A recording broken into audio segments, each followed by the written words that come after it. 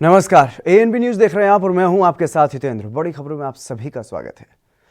क्या आपको याद है, एक दिन मुंबई में लंबा चौड़ा बिजली का कट लगा था। कोरोना महामारी का समय था उस वक्त, और उस दौरान भारत और चीन के बीच सीमा पर तनाव भी चरम पर था। ये बात हम 12 अक्टूबर 2020 की कर रहे हैं। इन दिनों इन दोनों घटनाओं का जिक्र करना इसलिए आज जरूरी हो गया है क्योंकि एक रिपोर्ट में बड़ा खुलासा हुआ है। खुलासा यह है कि वो बिजली कट स्वाभाविक नहीं बल्कि पूर्व नियोजित था, और इसकी साजिश का आरोप चीन पर है। जी हां, एक रिपोर्ट में इसकी आशंका जताई गई है ये वही दिन था जब ट्रेनें रास्ते में रुक गई थी, घंटों तक अस्पताल अंधेरे में रहे, लोगों को कुछ भी समझ नहीं आ रहा था कि आखिरकार हुआ क्या है, और लोगों को इस बारे में भी पता नहीं चल पा रहा था कि कब तक बिजली वापस आएगी।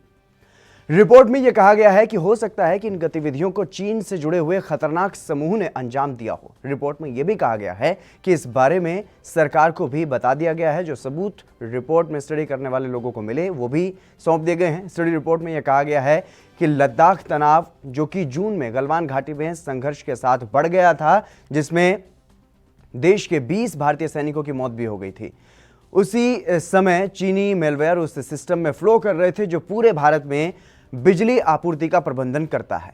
चीनी मेलवेयर का फ्लो एक यूएस की कंपनी रिकॉर्डेड फ्यूचर ने जोड़ा है, और यह कंपनी सरकारी तंत्रों की तरफ से इंटरनेट के उपयोग का अध्ययन करती है।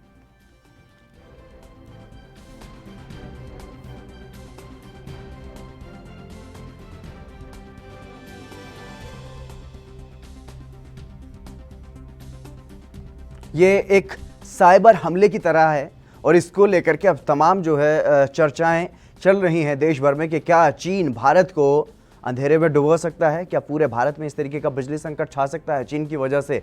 क्या ये चीन ने अपनी एक तरह की शक्ति का प्रदर्शन किया था, जिस तरीके से आधुनिक युग हो रहा है, और आधुनिक युग में जिस तरीके की जो आशंकाएं हैं, जिस तरीके के जो खतरे हैं, उनमें से सबसे बड़ा खतरा साइबर का खतरा है, और उसी का इस्तेमाल करते हुए क्या इस तरीके की घटना को अंजाम चीन ने दिया है। अब ये अपने आप में एक बड़ा सवाल है। हालांकि इसकी अभी आशंका है, इसकी पुष्टि नहीं की गई है। मुरारी सिंह हमारे संवाददाता हमारे साथ जुड़ गए अधिक जानकारी के साथ। मुरारी, क्या कुछ जानकारी है इस रिपोर्ट को लेकर के जिसमें यह बड़ा खुलासा हुआ है कि जो बिजली का कट मुंबई में लगा था वो कहीं ना कहीं चीन के कुछ खतरनाक समूह उन्होंने इस घटना को अंजाम दिया था? जी हितेंद्र, बिल्कुल सही कहना है। इस तरीके की जानकारी आ रही है। फिलहाल जो है कि सारी यंत्रणा इस मामले में बारीकी से जांच भी शुरू कर दी है कि क्या चीन का इस पूरे मामले में लेना देना है, अगर है तो किस कंडीशन में है, क्या स्थिति में है, कौन कौन से ऐसे लोग थे, क्या कुछ यंत्रणा लगाई गई थी। हालांकि इस खबर के बाद मानो कि पूरी तरह से बिजली या चीन की जो बात सामने आई है उसे लेकर के अब जो है प्रशासन पूरी तरह से अलर्ट हो चुका है। जी मुरारी, क्योंकि 4.5 महीने से ज्यादा का लंबा वक्त ये हो चुका है, क्या अभी तक इस बारे में सरकार को कोई खबर नहीं है कि ऐसी भी घटना हुई है इंडिया में?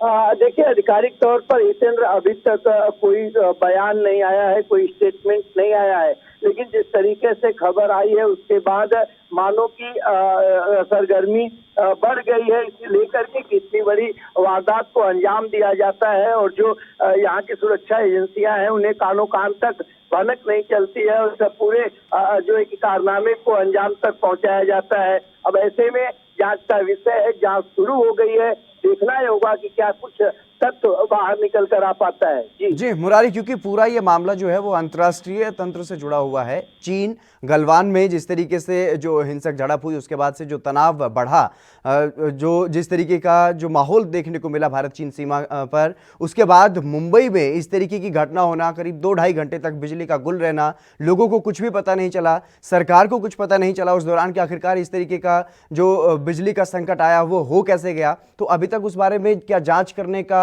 कोई दायित्व नहीं था सरकार का, जो अभी तक इस पूरे मसले पर कोई भी आधिकारिक जानकारी नहीं मिल पा रही? हितन, देखिए, जिस तरीके से पूरी वारदात हुई है ये वास्तव में चौंकाने वाला है, और इस पूरे मामले में जांच का विषय जरूर है, लेकिन किस तरीके की जांच होगी, क्या कुछ सच्चाई बाहर आएगी, यह देखने वाली बात होगी। लेकिन 2 से 2.5 घंटे तक इस तरीके की लापरवाही के बाद न तो बिजली विभाग के अधिकारी या तो प्रशासन या विद्युत की तरफ से कोई स्टेटमेंट अभी तक जारी नहीं किया गया है। इससे यही कह सकते हैं कि इस पूरे मामले की जांच चल रही है, लेकिन जांच की आंच अब कहां तक पहुंचेगी, किस तरीके से किया गया है, इसमें किस तरीके की भूमिका थी, कौन कौन से लोग थे, क्योंकि जिस समय ये बिजली कट हुई थी ऐसी जो कह सकते हैं कि एक तरह से प्राइम टाइम था और उस दरमियान 2 से 2.5 घंटे का जो कनेक्शन अब चीन के नाम के साथ जुड़ रहा है। देखना ही होगा कि उद्धव सरकार इस मामले में क्या कोई कमेटी बनाती है, क्या कोई टीम बनाती है और इस पूरे मामले की जांच कराती है, इसे भी देखना होगा। जी मुरारी, क्योंकि उस वक्त अगर बात की जाए तो विपक्ष ने ठाकरे सरकार पर जरूर निशाना साधा था, लेकिन इस घटना से तो अब कहीं ना कहीं मोदी सरकार पर भी सवाल उठना लाजमी है। दोनों ही सरकारें, केंद्र और राज्य की दोनों सरकारें जो है वो कटघरे में खड़ी होती हुई दिखाई दे रही हैं। जी चंद्र, कहना गलत नहीं होगा, केंद्र और राज्य सरकार के दोनों के ऊपर सवाल उठ रहे हैं कि आखिर किस तरीके की सुरक्षा व्यवस्था है, किस तरीके की जांच एजेंसियां हैं, किस तरीके की नजर रखी जा रही है कि इस तरीके की घटनाएं हो रही है। अगर हो रही है तो इसका जिम्मेदार कौन है, इसकी जांच होनी चाहिए। और सबसे बड़ा सवाल होता है कि जब हाल ही में देखा गया है कि अभी देश के सबसे अमीर आदमी मुकेश अंबानी के घर के बाहर इस तरीके की संदिग्ध परिस्थिति में गाड़ी मिली थी, किस तरीके की एजेंसियां हैं, किस तरीके के काम चल रहे हैं कि इनके ऊपर नजर नहीं रखी जा रही है और ये इतने बड़े कारनामों को अंजाम देकर निकल जा रहे हैं। तो जांच का बात है, देखना ही होगा कि राज्य सरकार केंद्र सरकार के साथ मिलकर किस तरीके की इस जांच को आगे बढ़ाती है और क्या कुछ खुलासा हो पाता है और इसकी गाज किन किन लोगों पर गिर पाती है। जी बिल्कुल मुरारी, चाहे वो आतंकी हमले हों, जम्मू कश्मीर की बात अगर हम करें, या फिर इस तरीके के साइबर हमले की बात की जाए, अगर इस तरीके के हमले देश पर हो रहे हैं तो देश की सुरक्षा के लिए कहीं ना कहीं एक बड़ा सवाल जो है वो अब खड़ा हो जाता है। इस तरीके से अब आधुनिक तरीके से जो दूसरे देश हैं, जो दुश्मन देश हैं, वो कहीं ना कहीं भारत को निशाना बना रहे हैं आसानी से। जी कहना गलत नहीं होगा और भारत इस पूरे मुद्दे को झटके के साथ क्यों नहीं लेता है। आपको बता दें कि 26/11 हमले के बाद क्या मुंबई पुलिस या जो सरकारी यंत्रणा है चौक चौबंद नहीं हुई, सीरियल रेलवे ब्लास्ट के बाद क्या उनकी यंत्रणा तैयार नहीं हुई। अब इस तरीके से अंबानी के घर के बाहर मिलना, उसके बाद मात्र 2 से 4 दिन में इस तरीके की खबर आना, कहीं न कहीं सरकार के ऊपर और इनकी यंत्रणा के ऊपर कई सवाल खड़े हो रहे हैं। हालांकि ये पूरे मामले में जिस तरीके से जांच चल रही है, माने सूत्रों का कहना है कि बहुत जल्द खुलासा हो सकता है और उस पूरे तार, उस पूरे नेटवर्क का जो है Mumbai police, crime branch, Maharashtra सरकार खुलासा कर सकती है। जी बिल्कुल मुरारी, क्या वजह समझी जाए, क्या व्यक्तिगत रूप से आपसी झगड़ों में उलझी रही ठाकरे सरकार और मुंबई पुलिस, क्या इस वजह से इस तरीके के जो मामले हैं उन पर ध्यान नहीं दिया गया, क्या लापरवाही बरती गई है एजेंसियों की तरफ से भी? देखिए चंद्र, आपको बता दें कि पिछले अगर 1.25 साल के महाराष्ट्र में महाविकास आघाड़ी सरकार की बात करें तो विपक्ष के हमले, कोविड की महामारी बीमारी और सरकार में आपसी तालमेल न होने की वजह से भी कहा जा सकता है, क्योंकि जिस तरीके से मुंबई पुलिस कमिश्नर परमवीर सिंह भी विवादों में रह चुके हैं, चाहे वो सुसाइड मामले की बात हो या रिया की बात हो। ऐसे में सवाल ये उठता है कि एजेंसियां आखिर किस तरीके की काम कर रही हैं और कैसे काम कर रही हैं कि इतनी सारी चीजें हो रही है, उन्हें कानों कान तक पता नहीं चल रहा है। दुश्मन जो है वो अपने अंजाम तक पहुंच रहे हैं, लेकिन यहाँ की प्रशासन की जो व्यवस्थाएं हैं वो पूरी तरह से नाकामयाब हो रही हैं, जिसका खामियाजा भी समय समय पर देश भुगत रहा है। सवाल उठता है कि इन पूरे मुद्दों पर क्यों नहीं चर्चा होती है और इसे लेकर के कोई गंभीरता पूर्वक कोई ठोस कदम क्यों नहीं उठाया जाता है। जी मुरारी, अगर बात की जाए, क्योंकि इस पूरे मसले को लेकर के अब जो बड़ा सवाल उठ रहा है वो रिपोर्ट पर उठ रहा है और रिपोर्ट में ये इस बात की आशंका जताई गई है, उन्होंने भी इस बात की पुष्टि नहीं की, लेकिन ये दावा भी किया जा रहा है कि सरकार को सबूत भी सौंप दिए गए हैं और ये जानकारी भी दे दी है। तो सरकार की तरफ से क्या कुछ जानकारी है इस बारे में, क्या अब जांच की जा रही है इस पूरे मसले को लेकर के? जितेंद्र, देखिए सरकार की तरफ से अभी तक कोई स्टेटमेंट जारी नहीं किया गया है कि इस पूरे मामले में उनकी क्या भूमिका है और वो किस तरीके से इस पूरे मामले के काम कर रहे हैं। लेकिन जिस तरीके से सोर्सेज बता रहे हैं कि रिपोर्ट आने के बाद महाराष्ट्र सरकार के कान खुल चुके हैं। महाराष्ट्र के गृह राज्य मंत्री अनिल देशमुख इस पूरे मामले की भी जांच करने के लिए जो सरकारी यंत्रणा है उनके संपर्क में है, साथ ही केंद्र सरकार से भी बात करने की बात कही जा रही है। अब ऐसे में इंतजार करना होगा इस पूरे मामले की जो जांच होती है उस जांच में क्या कुछ बाहर निकलकर आ पाता है। लेकिन ये कहना गलत नहीं होगा कि देश की आर्थिक राजधानी मुंबई एक बार फिर अंडरवर्ल्ड, आतंकी और उनके मंसूबों के निशाने पर है। जी बिल्कुल मुरारी, क्योंकि चीन पर यह आरोप भी लगता रहा है कि कोरोना महामारी चीन ने फैलाई है और जिस तरीके से कोरोना महामारी का जो जन्म हुआ उस पर भी सवाल उठ रहे हैं। हालांकि उस पर जांच चल रही है, डब्ल्यूएचओ की टीम भी चीन में मौजूद है, लेकिन अगर इस तरीके के हमले चीन की तरफ से किए जा रहे हैं तो क्या कुछ स्टैंड लिया जा सकता है भारत सरकार की तरफ से चीन पर अंतर्राष्ट्रीय प्रेशर बनाने के लिए?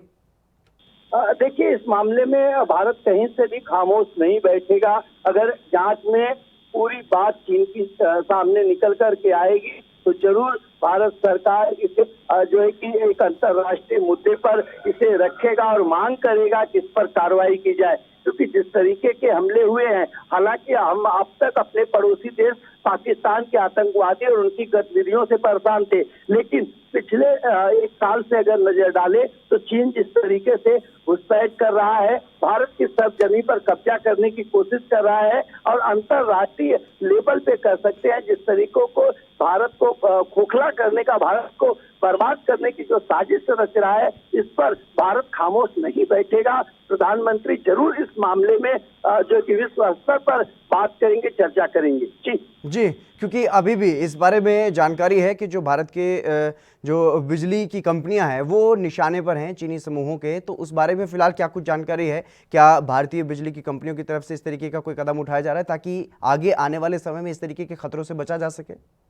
हितेंद्र, देखिए, अभी ये ताजा मामला प्रकाश में आया है। देखना ही होगा कि टाटा और जो है कि अडानी के बिल कनेक्शन है मुंबई से महाराष्ट्र में, ऐसे में इनकी क्या भूमिका होती है और इस पूरे मसले पर किस तरीके के इनके कदम उठाए जाते हैं, क्योंकि इनकी भी जवाबदारी होती है, इनकी सप्लाई है और इनकी सप्लाई में किस तरीके से सेंध लगाई जा रही है, ये इन्हें भी जानना और इनके लिए भी काफी इम्पोर्टेंट माना जा रहा है। अब ऐसे में देखना होगा कल का दिन इस पूरे मामले में जब रिपोर्ट आती है और रिपोर्ट के बाद जो विद्युत कंपनियां हैं इन्हें क्या कुछ जवाबदारी दी जाती है और ये खुद क्या कुछ जवाबदारी की भूमिका में नजर आते हैं, ये इंतजार करना होगा। लेकिन जिस तरीके से ये बिजली का जो कटौती किया गया है और जिस तरीके से इसमें चाइना का नाम आ रहा है, जरूर चिंता का विषय है, गंभीर विषय है। इसमें राज्य सरकार, केंद्र सरकार के साथ मिलकर कोई उचित कदम उठाना होगा, अन्यथा इससे ज्यादा भी खामियाजा भुगतना होगा।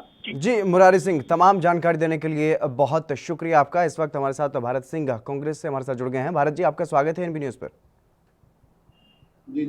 जी भारत जी, जिस तरीके से अब ये रिपोर्ट में एक बड़ा खुलासा हुआ है, क्योंकि ये घटना 12 अक्टूबर 2020 की है जब बिजली चली गई थी, पूरे देश में इस बात की चर्चा हुई थी और ठाकरे सरकार की विफलता इसे बताया गया था कि इतना लंबा बिजली का कट आखिरकार क्यों लग गया। अब उस पर यह बड़ा खुलासा होता है और उसमें चीन का नाम सामने आ रहा है, तो क्या कुछ लगता है आपको कि देश पर कितना बड़ा ये साइबर खतरा हो सकता है? मंत्री ने पहले भी आशंका जाहिर की थी, हमारे जो मिनिस्टर नितिन राउत जी है ना, उस समय उन्होंने आशंका जाहिर की थी, लेकिन इसको जो है विपक्ष के नेता हंसी और मजाक में उड़ाए थे और शायद आज जो आप कह रहे हैं वो सही बात हो सकती है। तो अगर ऐसा है तो देश के लिए बहुत बड़ा खतरा है। इसे जो केंद्र की जांच एजेंसियां हैं उन्हें इस पे तत्काल कोई कदम उठाना चाहिए और ये पता लगाना चाहिए कि इसमें किसका हाथ है और कैसा है।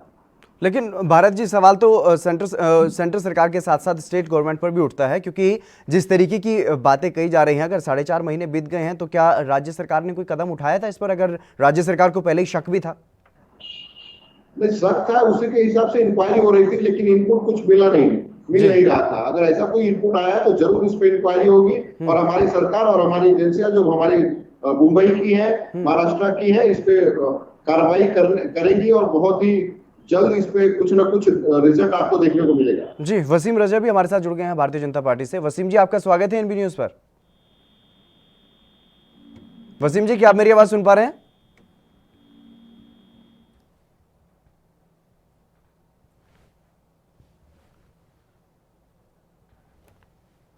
चलिए फिर से जुड़ने की कोशिश करेंगे वसीम जी से, लेकिन भारत सिंह जी हमारे साथ लगातार जुड़े हुए हैं। भारत जी, क्योंकि जिस तरीके से अपने आप में ये बड़ा सवाल अब उठ रहा है कि अगर इस तरीके से मुंबई की 2 से ढाई घंटे बिजली गुल रह सकती है तो पूरे भारत की भी बिजली गुल हो सकती है। ऐसे में चीन को जरूरत ही नहीं अपने सैनिकों को सीमा पर भेजने की। क्या बोले? जी, मेरा सवाल ये है, क्योंकि जिस तरीके से भारत और चीन के बीच उस वक्त तनाव चल रहा था और अगर इस तरीके से साइबर हमला भारत पर किया जा सकता है बड़ी आसानी से, तो भारत को कहीं ना कहीं अपनी मजबूती के लिए सख्त कदम उठाने होंगे ताकि इस तरीके के साइबर हमलों से भी बचा जा सके। जी एकदम सख्त कदम उठाने की जरूरत है। और केंद्र की जहां भी जरूरत पड़ेगी हमें, हम वहाँ राज्य हम उनके साथ हैं इस विषय पे। अगर जहां भी जरूरत पड़ेगी राज्य पूरी तरह से महाराष्ट्र उनके साथ खड़ा है। इस तरह से कोई भी साइबर हमला बर्दाश्त नहीं किया जाएगा। चीन का कोई उसको मुंह तोड़ जवाब दिया जाएगा। वसीम रजा एक बार फिर से हमारे साथ जुड़ गए हैं भारतीय जनता पार्टी से। वसीम जी, क्या आप मेरी आवाज सुन पा रहे हैं? जी वसीम जी, जो ये रिपोर्ट सामने आई है इसमें ये बड़ा खुलासा हुआ है कि जो पिछले साल जो बिजली का कट हुआ था मुंबई में, आपने भी उस वक्त देखी होंगी खबरें, एक लंबा बड़ा कट हुआ था और विपक्ष ने, जो कि बीजेपी है विपक्ष में महाराष्ट्र में, बड़ा सवाल जो है ठाकरे सरकार पर उठाया था। लेकिन अब तो केंद्र सरकार पर भी ये सवाल उठ रहा है, अगर इस तरीके से अंतर्राष्ट्रीय साइबर ये हमला हुआ है तो पूरे भारत की भी बिजली गुल हो सकती है ऐसे। देखिए चंद्र जी, अभी तक जिस तरीके की बातें आ रही हैं जी, तो ये कोई साइबर हमला है, चाइना ने करवाया है, ऐसा कोई औपचारिक कभी तो ऐसा कुछ बात कोई नहीं आई है, ऑफिशियली कोई बात नहीं आई है। लेकिन अगर इस तरीके की घटना हुई है तो महाराष्ट्र में हुई है। सबसे पहले महाराष्ट्र सरकार को देखना चाहिए इस विषय को लेके। सर, अगर अंतर्राष्ट्रीय पटल की बात करेंगे तो महाराष्ट्र की बात नहीं की जा सकती, ये भारत पर हमला हुआ है। अगर चाइना की तार या पाकिस्तान की तार जुड़ती है तो जाके जहां कांग्रेस हो या कांग्रेस की सरकार हो उसी जगह से ये तार जुड़ती है। सर, कैसी बात कर रहे हैं आप वसीम जी?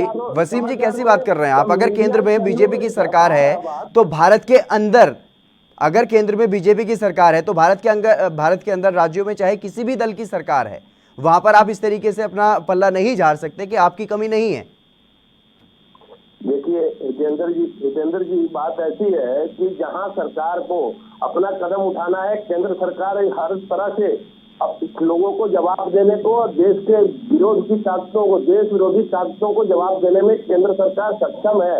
लेकिन हम उस बात को कहते हैं ना कि अगर राष्ट्र विरोधी कोई एक्टिविटी होती है तो कांग्रेस के साथ ही क्यों जुड़ी हुई मिलती है, कांग्रेस सरकार के साथ ही जुड़ी हुई क्यों मिलती है?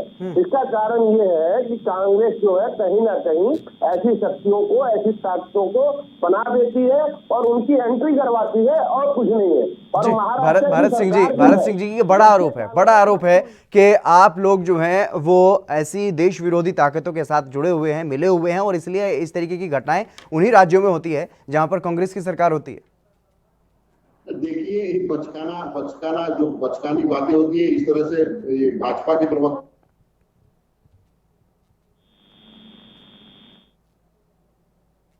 जी, चीन का, जिस तरह से चीन का विवाद,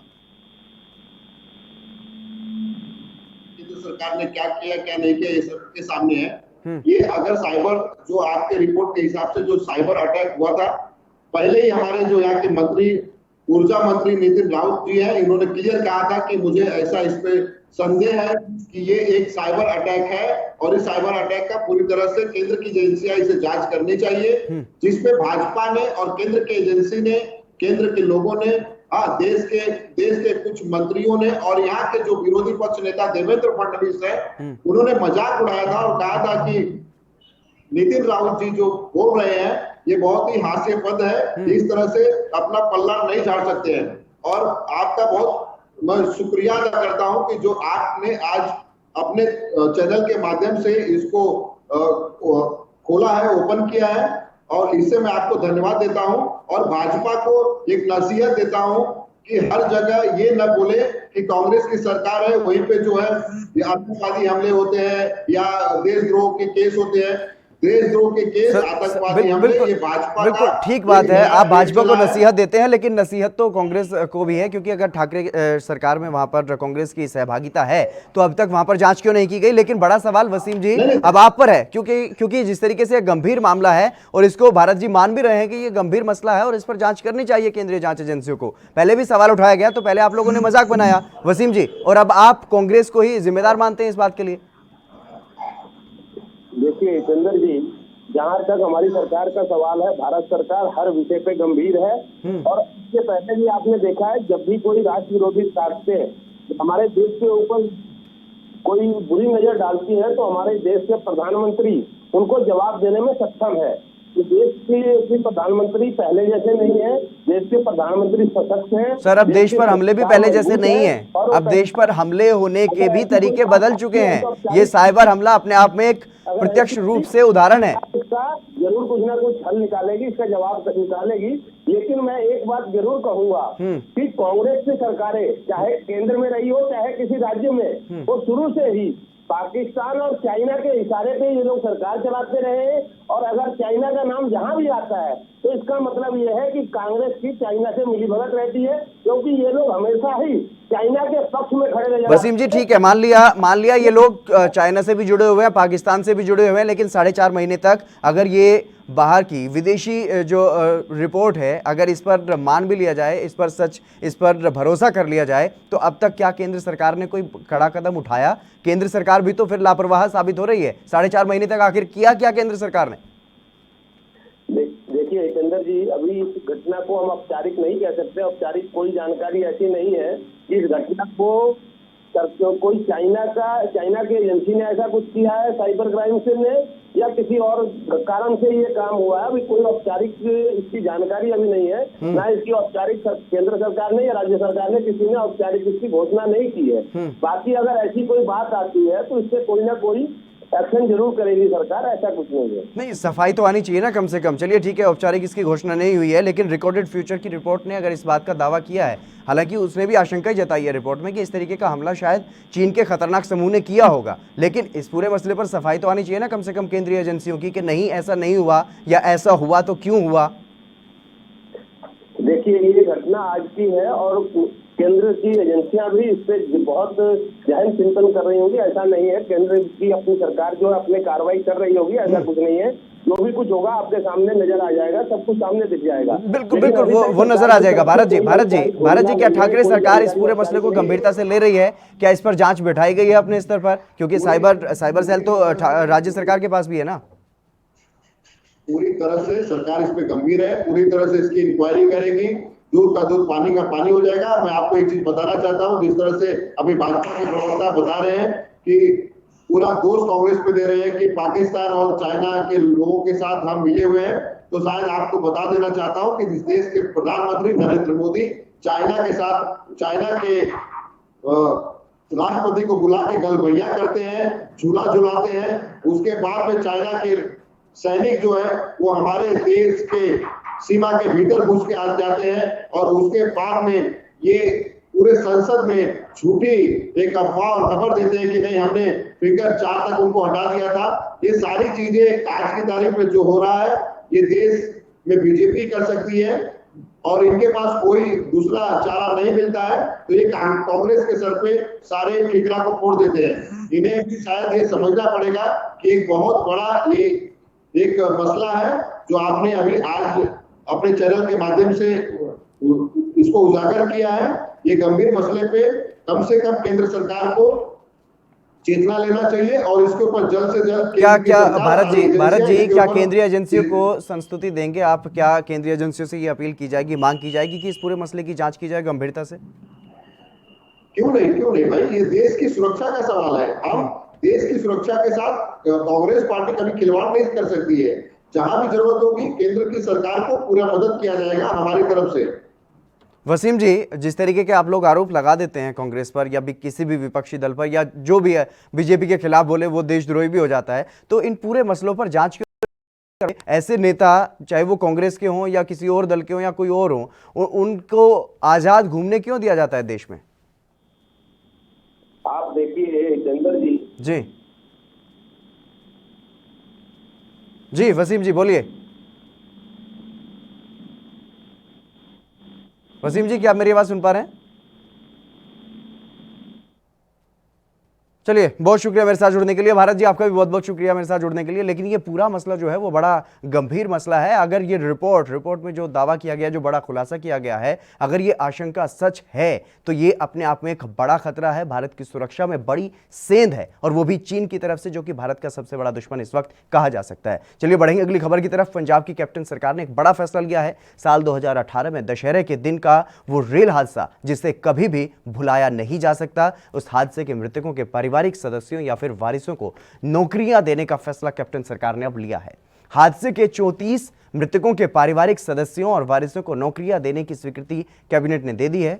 और घोर वित्तीय संकट से गुजर रहे पीड़ित परिवारों को बड़ी राहत देते हुए पंजाब के मुख्यमंत्री कैप्टन अमरिंदर सिंह के नेतृत्व में मंत्रिमंडल ने यह फैसला लिया है। बता दें कि ये पारिवारिक सदस्य अनुकंपा के आधार पर नौकरी के लिए राज्य की मौजूदा नीति और इससे संबंधित 21 नवंबर 2002 की हिदायतों के दायरे में नहीं आते, लेकिन नियमों में ढील देते हुए उनकी योग्यता के मुताबिक अलग अलग विभागों संस्थाओं में नौकरियां देने की मंजूरी दी गई है। आपको ये भी बता दें कि रेल हादसा 19 अक्टूबर 2018 को अमृतसर में जोधा फाटक पर हुआ था। एक तरफ दशहरा मनाया जा रहा था, रावण जलाया जा रहा था और वहीं दूसरी तरफ हादसे में 58 व्यक्तियों की मौत हो गई थी, जबकि 71 लोग जख्मी पाए गए थे।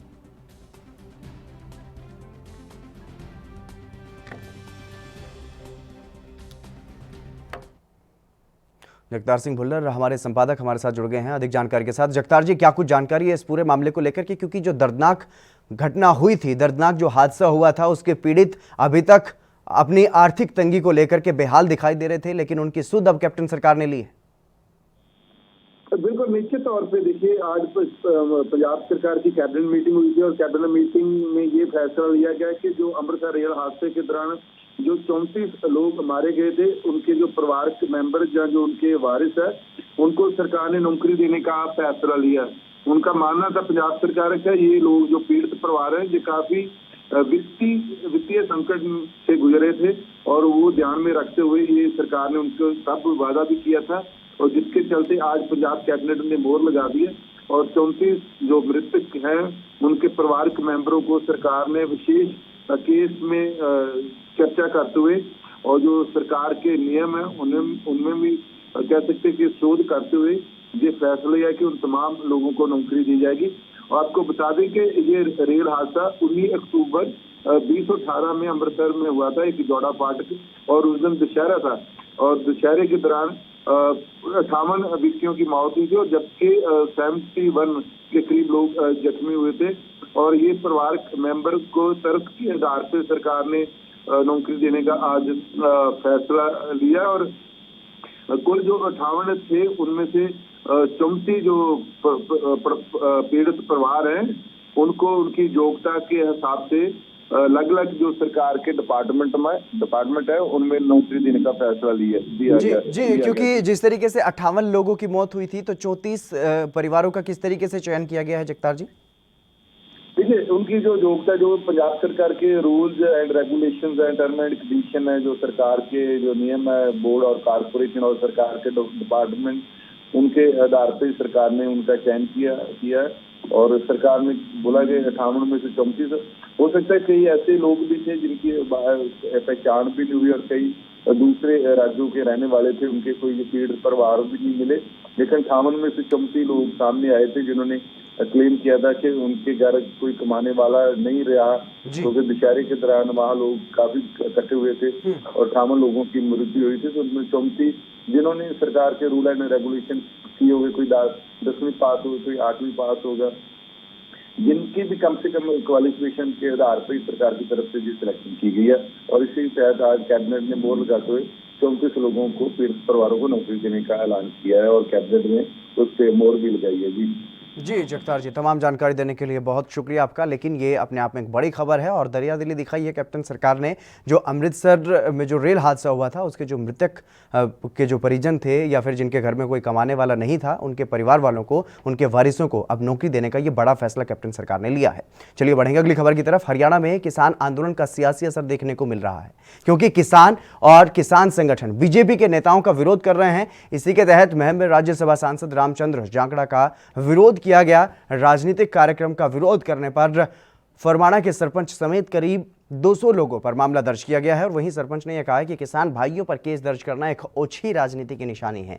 आशीष सरपंच ने यह कहा है कि 2 तारीख को फरमाना गांव में किसान महापंचायत होनी थी, लेकिन किसान महापंचायत स्थगित की गई है क्योंकि मुख्य अतिथि के रूप में आने वाले किसान नेता गुरनाम चढ़ूनी संयुक्त किसान मोर्चे की एक मीटिंग में रहेंगे। खुद गुरनाम चढ़ूनी ने भी फेसबुक पोस्ट के जरिए इस बारे में जानकारी दी है कि 2 तारीख को फरमाना गांव में होने वाली किसान महापंचायत रद्द की गई है और वहीं सरपंच ने सरकार पर निशाना साधा है। उन्होंने ये कहा है कि महम की राजनीति दर्शाती है कि आवाज़ उठाने वालों की आवाज़ को दबाने की कोशिश यहाँ पर की जाती है और ये बीजेपी नेताओं की आदत है। ऐसा है, हमारी किसान महापंचायत का आयोजन होना था 2 तारीख को गांव फरमाना में, और उसमें मुख्य अतिथि के तौर पर शिरकत करनी थी हमारे किसान नेता श्री गुरनाम सिंह चन्नी जी ने। लेकिन किसी कारणवश जो 28 तारीख की जो संयुक्त किसान मोर्चा की मीटिंग थी, वो मीटिंग उस दिन 28 तारीख को कैंसिल होने के बाद 2 तारीख की वो मीटिंग रखी गई संयुक्त किसान मोर्चा की। उस दिन 11 बजे से लेकर शाम 5 बजे तक 2 तारीख को संयुक्त किसान मोर्चा की मीटिंग है। इस कारण फरमाना गांव की मीटिंग स्थगित करनी पड़ी उन्होंने। इसमें स्पष्ट दिखाई दे रही है भाई, सरकार पूरी तानाशाही के साथ, रवैये के साथ अपना काम कर रही है। लोकतंत्र में सबको अधिकार है, हम भारतवर्ष के निवासी हैं, हमारा अधिकार है अपने हकों की आवाज़ उठाना, अपने हकों के लिए लड़ाई लड़ना। इसलिए हम अपना विरोध प्रकट करने के लिए वहाँ एक राजनीतिक कार्यक्रम हो रहा था सरस्वती स्कूल में, वहाँ चीफ गेस्ट के तौर पर रामचंद्र जांगड़ा जी आए थे। उनका विरोध प्रकट करने के लिए हम वहाँ गए थे और हमने अपना बड़ा शांतिपूर्ण ढंग से विरोध प्रकट किया है। इससे हैरान है कि ये कैसे इतने बच्चों पर, मेरे भाइया नौजवानी और साथिया मुकदमे लगा दिए। चलिए, बड़ी खबरों में बस इतना ही। आप बने रहिए ANB न्यूज़ के साथ।